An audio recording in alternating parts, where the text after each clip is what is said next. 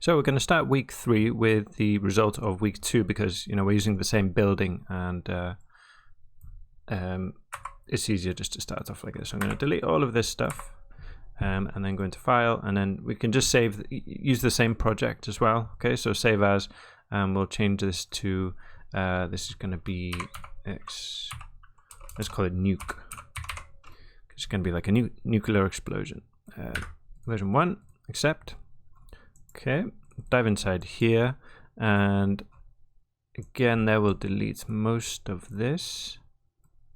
So let's say from down there, delete all of that.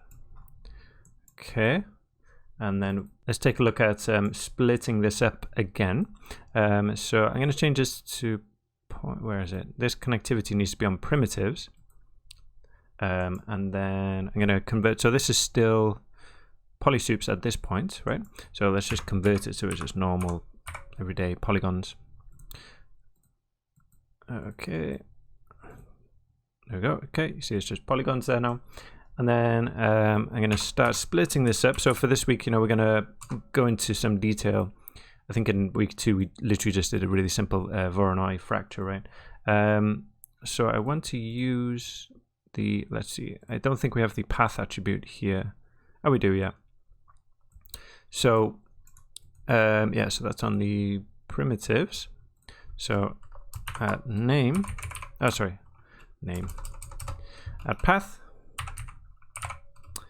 is, and then I think we've got glass. So you can just kind of have a look here, or let's say one thing I normally do is say I want to split out all the windows. So come here, select one of the windows, come into my geometry spreadsheet, view only show selected, and then I can see we've got glass there. Okay, so at path is star glass star, and then visualize that. Turn both these off, and spacebar and F. So let's do, I think I did it with a capital for some reason, I don't know, something in that path. Yeah, so that gives me all of the windows. If I invert that, you can see we've just got the windows there. Okay, so let's do a split, and let's split glass. And then we'll do just like what we did before, splitting the smaller pieces. So another split. Normally, it's super common. I almost always do this for rigid body simulations, and I just normally call them bits, right? So I measure everything and then split out really small things that I don't want to fracture, and I call them bits normally. So obviously you don't have to do that. So we'll use that area attribute again. And again, we've probably got, yeah, visualize them. So an area is bigger than 0.5. Again, you just kind of play around and see what looks about right. Oh, I got that inverted. There we go. Okay, and then just get a sense of that exploded view. So these are my bigger pieces, and then here the smaller pieces, tiles, and so forth.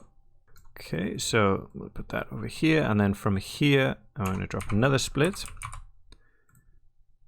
because I want to. So I think there's bits of wood, and then there's fiberglass and concrete, if I remember right. So again, I keep clicking on that. In the geometry spreadsheet, we can see we've got wood there, and then fiberglass.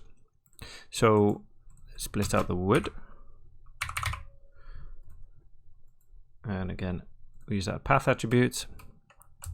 Its path is star wood star. So in case I haven't explained before, so we use these stars here, which means anything. So it has to have wood in the path attribute at some point. Okay, that's all it means. So that should give me the wood, and then that's from the other side. Here again, use that exploded view just to take a look at the wood. Okay, and then from the other side we've got kind of these panels, and to be honest it could be wood as well, but we'll do a different fracture on it anyway, just to have more variety. And then finally the that fiberglass. So if we say add path is star fiber star like that. Okay, and that gives us those bits, and then we got like a couple of bits of concrete there. Okay, so we'll say split wood, split fiber, and that's it. And then we can go ahead and fracture all of these bit by bit.